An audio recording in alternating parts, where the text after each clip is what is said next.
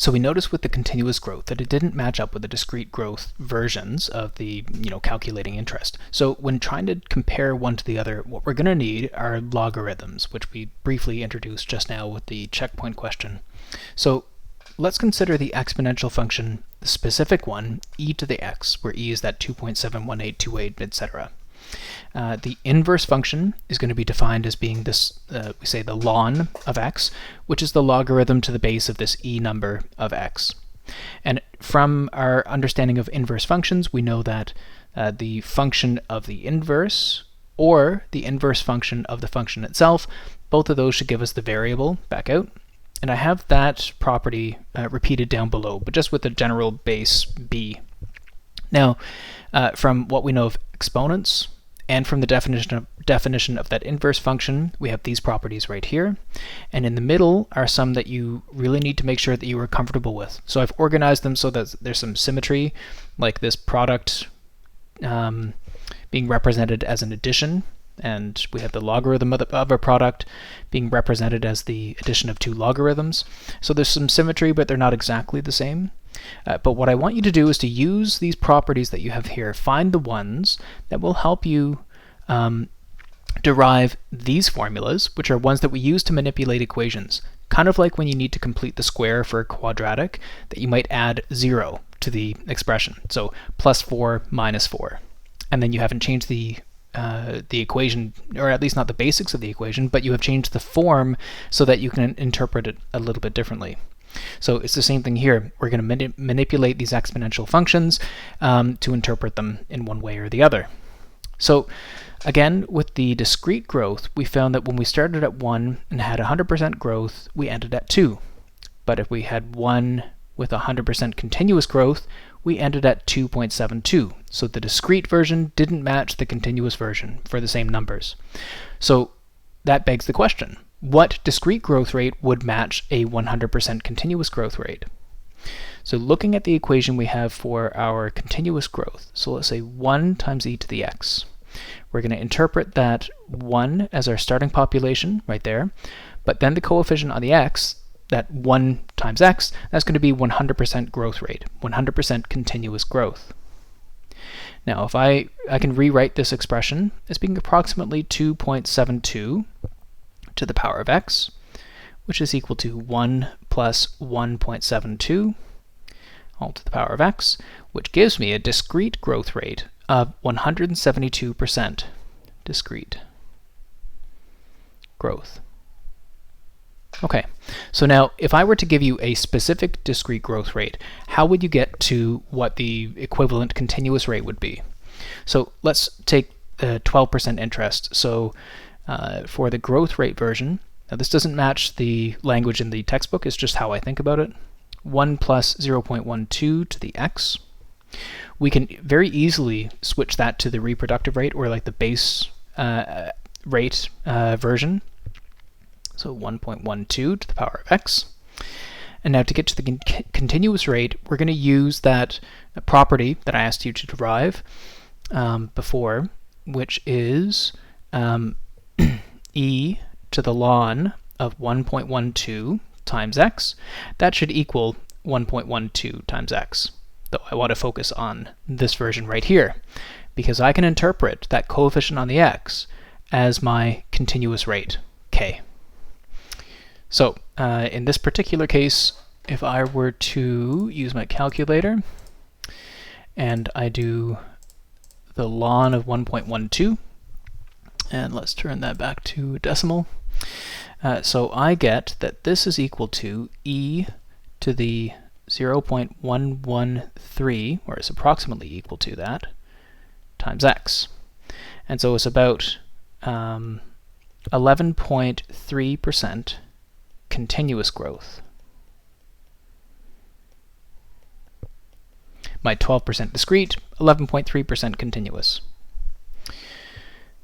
Now, let's look at another situation. Let's look at continuous decay. So in continuous decay, what we're looking at, like say for example, a radioactive something or other. When you have something that's radioactive, it'll lose 50% of the parent atoms. It'll be converted into daughter atoms over the course of one half-life. That's the definition of a half-life. And then over the next half-life, however many of the parent atoms there are, 50% of that are going to decay into the daughter atoms. That's because radioactivity follows like a certain probability of decay, and that leads to this consistent proportion. Because if it's a 50% probability, then you'll lose 50%, and that'll happen every single time. So let's remove that. And I might write this as n is equal to some initial population. Oops. Some initial population times 0.5 to the number of half-lives, h.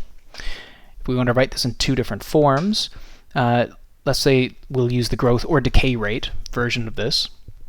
So n naught times 1 minus 0.5 to the h.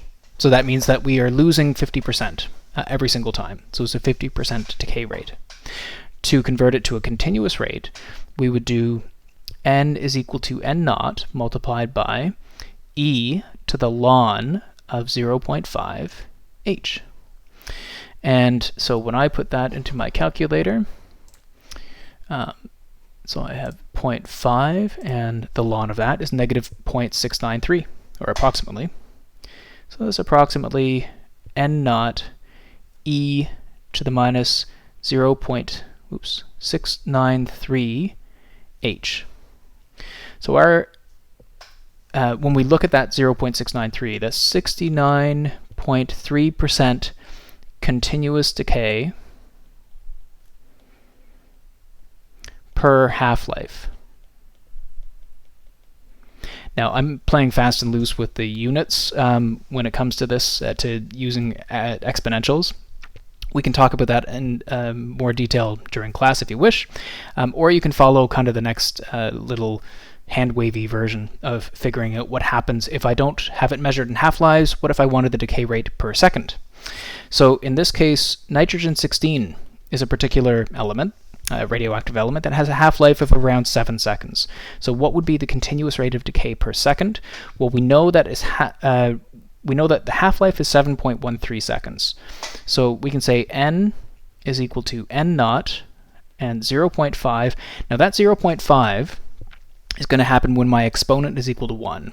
So if I'm going to write my time in seconds as s, once s reaches 7.13, I want there to be half of the elements left. So I might say s over 7.13 to give me my equation for looking at this in seconds. Now I need to again get back to my continuous rate of decay. So n naught e to the ln of 0.5 times s over 7.13. And if I put that into my calculator, I still have my ln of a half right here. If I take that and divide it by 7.13, then I get a version that looks like n naught e to the minus 0.097 times my time in seconds. So here I have a new decay rate, and it looks like 9.7% decay per second, which makes sense. If our half-life is 7 seconds, and we know that we lose roughly 70% per half-life, then it has to be somewhere around 10% per second, roughly. I'll leave you to figure out what's the continuous rate of decay per hour, but maybe I should also say that if I know that I have 7.13 seconds and I want to convert that to hours, and this is more of a physics thing than a math thing, I know I'm looking to get it in terms of hours, and 1 hour is equal to 3,600 seconds. So from here you can go and find the continuous decay rate per hour, which should be enormous. So for a checkpoint, what I'd like you to do is to go through and finish this table converting between the 3 different versions, the growth or decay rate version, the reproductive rate version, and the continuous rate version, and identify, out of all of these, which ones represent growth or decay. Not that we've touched on that specifically, but we have used a couple of examples, and maybe you can use some of the other slides to help you figure those out.